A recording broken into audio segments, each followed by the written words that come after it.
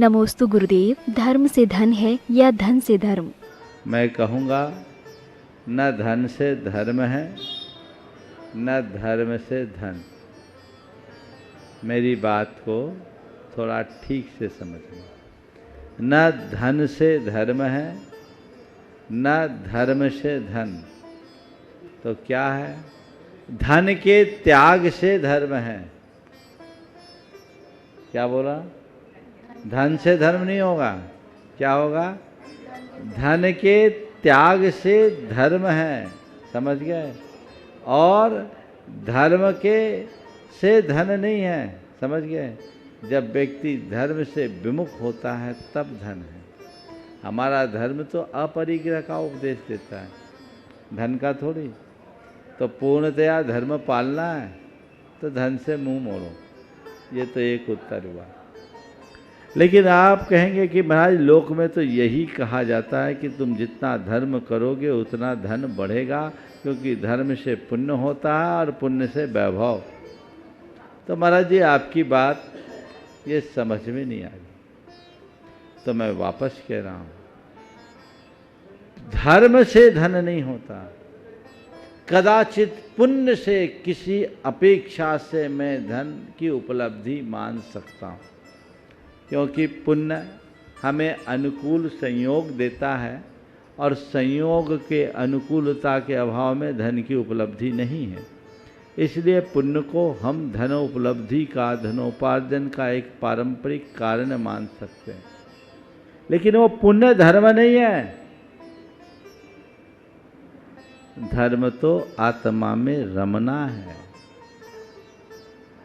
अपने भावों को विशुद्ध बनाना है। तुम जो धन अर्जित करते हो उसमें पुण्य एक सहायक कारण बनता है,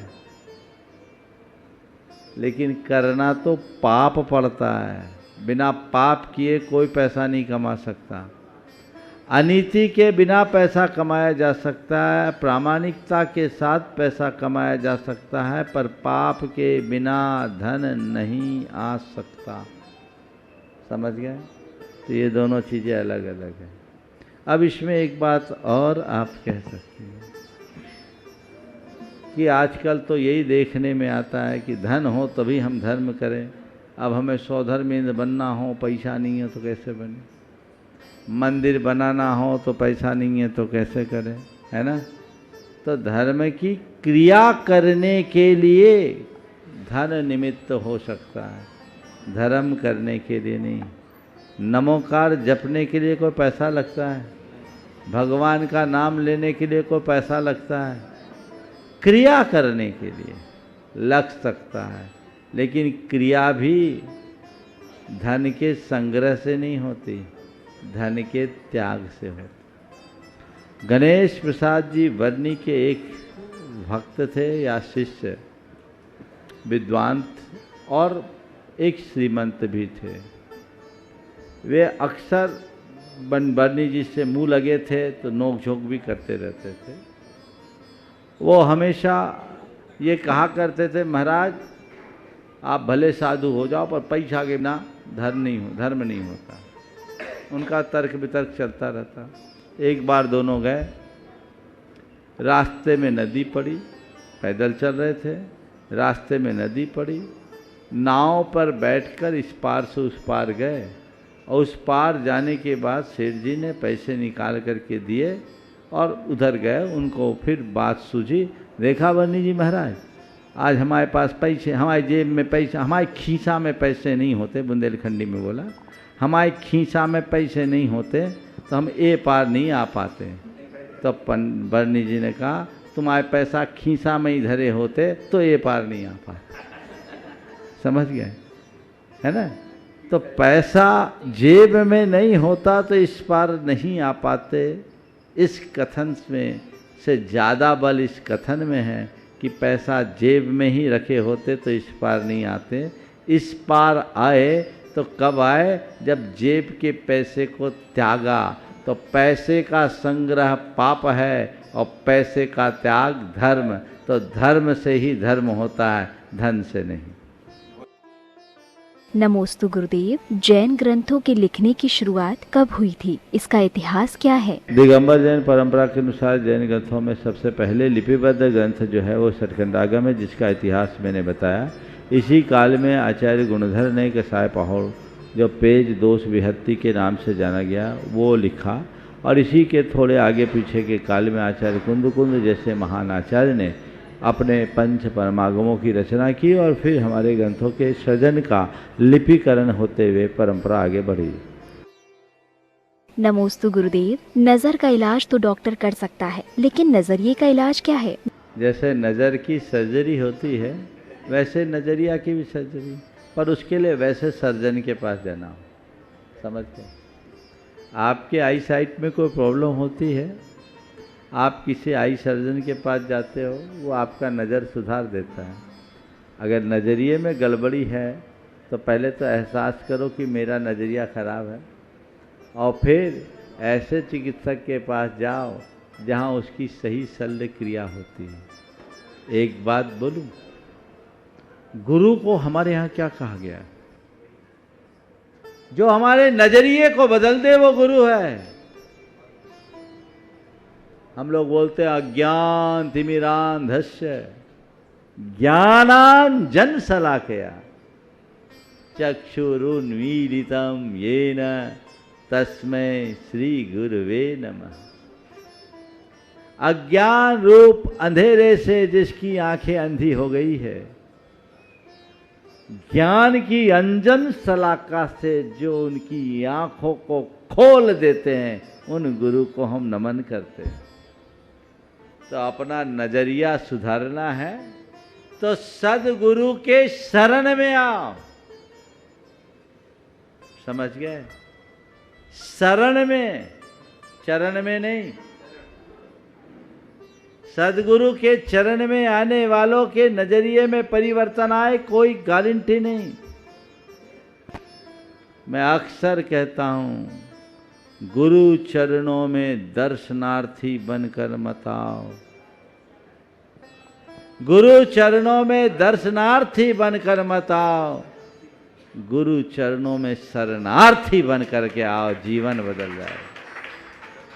शरण स्वीकारो, और शरण स्वीकारने का मतलब है उन्हें अपना आदर्श बनाकर हृदय में स्थापित कर लो। अपने आप नजरिया बदलेगा, जीवन की दिशा बदलेगी, दशा बदलेगी। नमोस्तु गुरुदेव, आहारचर्या के समय यदि अचानक लाइट जल जाए या गलती से मोबाइल की फ्लैश ऑन हो जाए तो आप आहार छोड़ देते हैं, इसका कारण क्या है? लेकिन इसके पीछे कोई कारण नहीं, क्योंकि लाइट जलते ही कोई कीड़े नहीं आते। लाइट के अंदर तो नाइट्रोजन होता है, उसके अंदर कोई जीव नहीं। जहाँ प्रकाश, प्राकृतिक प्रकाश पर्याप्त रूप में है, वहाँ भी कोई जीव नहीं आता।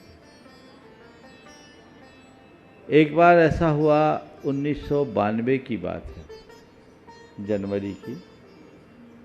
17 से चातुर्मास करके हम लोग जबलपुर आए थे। रास्ते में अमरपाटन में हमारा प्रवास हुआ। आहार चल रहा था और एक बहन जी का सिर स्विच बोर्ड में लग गया। 3 स्विच थे, 2 बाहर के, एक भीतर के। भीतर वाली स्विच दबी और लाइट जल गई। मैंने अंतराय कर दिया। अब चूंकि अंतराय करते आ रहे थे इसलिए कर दिया। गुरुदेव से मैंने पूछा, जब हम लोग जबलपुर पहुंचे, पूरा संघ था, कि इतने मात्र में क्या है? तो गुरुजी ने कहा, अगर जल गया, लोग उसमें लेकर के घबराए नहीं, इधर उधर न करे, तो चीज़ों को नज़रअंदाज कर सकते। लेकिन अरे लाइट जल गई, आप लोग हल्ला ज़्यादा करते हैं। तो उन्होंने एक वाक्य आखिरी में कहा कि आहार लेके दिन भर विकल्प करने से अच्छा अंतराय करके निर्विकल्प रहना। पर आप पूछो क्यों करते हैं? कोई कारण नहीं, करते आ रहे हैं सो करते हैं। तो इसमें क्या है? आप लोगों को सुझाव, अगर जल जाए हल्ला मत करो। महाराज को पता नहीं, न जलाओ न बुताओ, जो हो सा होन दो। आगे समझ हमको दिख जाएगा, हल्ला तुम करोगे तब ना गड़बड़ है। इसका कोई तुक नहीं। साधु का ध्यान ही मत ले जाओ उधर, अपनी कुशलता से करो। और फ्लैश से कुछ नहीं होता, पर फिर भी हर साधु की इस विषय में अपनी अलग धारणा है। आहार का मामला है, मैं कह दूं फ्लैश जलने से कुछ नहीं होता, और कोई साधु को फ्लैश से ऐतराज़ हो, वो जल जाए, अंतराय कर दो, तो मेरे सिर पर ठीकरा फोड़ोगे। महाराज ने तो बताया था, ये महाराज ने ऐसा कर दिया। और उनकी चर्या के अनुरूप वर्तन करें, क्योंकि ये सब चीज़ें मूल में नहीं है। अब अलग अलग व्यक्ति विचारधारा, मैं वैज्ञानिक सोच रखता हूँ, पर कई लोग तो लाइट में निकलते भी नहीं। लाइट में निकलते तो कहते हैं कि कंबल ओढ़ के निकलो, एक परंपरा ये भी है। अब वो उनकी मान्यता कि लाइट में जीव है, नहीं, दिगंबर में नहीं है, अलग अलग परंपरा है। तो कहने का तात्पर्य ये है, हम अपना और जो हमारे संघ में होता है उसके विषय में बता सकते हैं, बाकी के विषय में हम कोई स्पष्ट उद्घोष नहीं कर सकते। पर ये सुझाव जरूर दूंगा कि आप जब भी साधु संतों की चर्या से जुड़े, खासकर आहार चर्या से, तो पहले जानकारी प्राप्त करें, फिर उनके अनुरूप करें तो ज़्यादा अच्छा। नमोस्तु गुरुदेव। जो पति अपना अधिकतर समय बिजनेस में लगाते हैं और परिवार एवं पत्नी को कम समय देते हैं, उनको कैसे समझाया जाए? इस विषय में बहुत गंभीरता से सोचना चाहिए, क्योंकि एक दो लोमहर्षक घटनाएं प्रकाश में आई। और लोमहर्षक, व्यक्ति को व्यापार करना चाहिए, पर परिवार को नहीं भूलना चाहिए। किसी व्यक्ति से पूछा जाए व्यापार क्यों कर रहे हो, तो उत्तर होगा परिवार के लिए। तुम परिवार के लिए व्यापार तो कर रहे हो, पर परिवार के लिए जो देना चाहिए वो कहाँ दे रहे हो? परिवार को धन से ज़्यादा तुम्हारा समय और स्नेह अपेक्षित है, वो देना चाहिए। आजकल लोगों की व्यस्तताएं होती है, कई लोग बड़े बहुधंधी हो जाते हैं, कारोबारी उलझनों में इस तरह उलझे रहते हैं कि उनको समय नहीं मिलता, और वो व्यापार नहीं करते हैं, व्यापार का नशा हो जाता है। वो नहीं होना चाहिए।